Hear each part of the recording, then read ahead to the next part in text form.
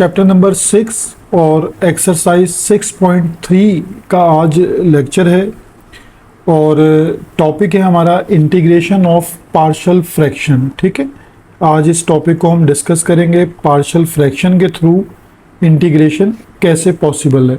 ठीक है, तो पहले आपको याद ये रखना है कि पार्शियल फ्रैक्शन किसे कहते हैं। तो the process of dividing a given rational fraction. तो रैशनल फ्रैक्शन क्या होती है? जिसमें दो रैशन जो आपके पास दो एक्सप्रेशंस हैं वो डिवाइड में लिखे हों। ठीक है, यानी कि आप इस तरह कह सकते हैं कि x ओवर x प्लस 2। ठीक है, ये एक आपके पास रैशनल फ्रैक्शन है। या आप कह सकते हैं कि x plus 1 divided by x plus 2, ये एक रैशनल फ्रैक्शन है आपके पास।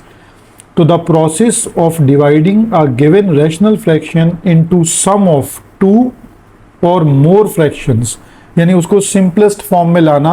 एक रैशनल जो फ्रैक्शन है उसको उसके कंपोनेंट्स में ब्रेक करना पार्शियल फ्रैक्शन का प्रोसेस कहलाता है। अब इसकी दो टाइप्स हैं।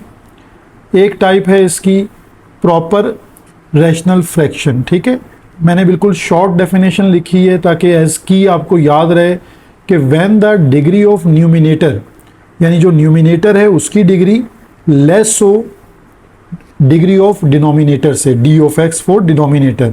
अब डिग्री क्या है, ये डिग्री को अंडरस्टैंड करें कि यहाँ पर आप बताइए ये न्यूमिनेटर है और इसकी डिग्री क्या है, एक्स की मैक्सिमम पावर, यानी वो है 1, एक्स की पावर है 1, और ये डिनोमिनेटर है।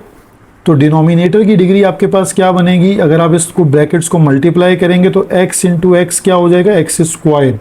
तो यहाँ डिग्री है 2।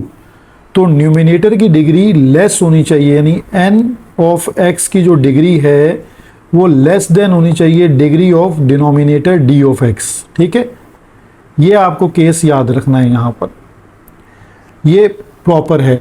और इसी का अगर आप रिवर्स कर लीजिए तो वो इम्प्रॉपर रैशनल फ्रैक्शन है कि when the degree of numerator यानी n of x is greater और इक्वल, यानी दोनों केसेस, या तो वो डिग्री बड़ी है या इक्वल है डिनोमिनेटर से। तो अब आप पहली एग्जांपल को देखें तो यहाँ एक्स स्क्वायर है यानी डिग्री है 2, और नीचे भी एक्स स्क्वायर है, वहाँ भी डिग्री 2 है। बोथ डिग्रीज आर इक्वल, तो ये भी इम्प्रॉपर का केस है। और यहाँ पर डिग्री देखें, डिग्री है 3 और डिनोमिनेटर की डिग्री है 1।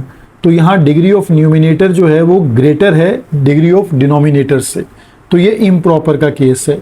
तो ऐसा क्वेश्चन अगर जो इम्प्रॉपर होगा उसे पहले डिवीजन मेथड से, यानी इम्प्रॉपर को, यानी अगर इम्प्रॉपर का केस आपके पास आ गया तो आप उसे डिवाइड करेंगे, डिवाइड करके उसे पहले प्रॉपर फ्रैक्शन में चेंज करेंगे, देन वो पार्शियल फ्रैक्शन से सॉल्व होगा। तो ये एक की पॉइंट इसका याद रखना है आपको कि आपको जब भी ऐसा केस आए आपने चेक करना है कि वो फॉल करता है प्रॉपर में या इम्प्रॉपर में। ठीक है, फिर आप इसके 3 केसेस को याद करेंगे कि अगर हमारे पास केस नंबर 1 है और हमारे पास डिनोमिनेटर में दोनों लीनियर फैक्टर्स हैं, इन्हें लीनियर फैक्टर्स कहते हैं, जहां x की पावर 1 होती है। लीनियर फैक्टर्स हैं तो उनकी सपोजिशन कैसे होती है पार्शियल फ्रैक्शन में? a over x plus 1 plus b over x plus 2। अगर यहाँ तीसरा फैक्टर होता तो c ओवर वो हो जाता। ठीक है, केस 2 को रिमेंबर करेंगे। अगर लीनियर फैक्टर रिपीटेड है, देखें पावर 2 आ रही है, इसे कहते हैं लीनियर फैक्टर तो है लेकिन वो रिपीटेड है, यानी लीनियर फैक्टर रिपीट हो रहा है।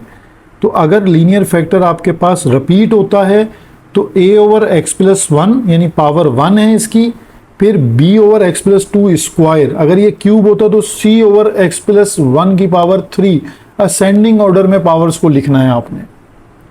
और जो थर्ड केस है उसमें आपके पास डिनोमिनेटर में क्वाड्रेटिक फैक्टर्स आ रहे हैं और ये इररिड्यूसेबल हैं, यानी इनको आप रिड्यूस नहीं कर सकते। एक्स स्क्वायर प्लस 1 को आप फैक्टराइज नहीं कर सकते, और इसी तरह एक्स स्क्वायर प्लस 2 को भी आप फैक्टराइज नहीं कर सकते। ये क्वाड्रेटिक फैक्टर्स हैं, इनकी supposition A x plus B over first factor plus C x plus D over second factor.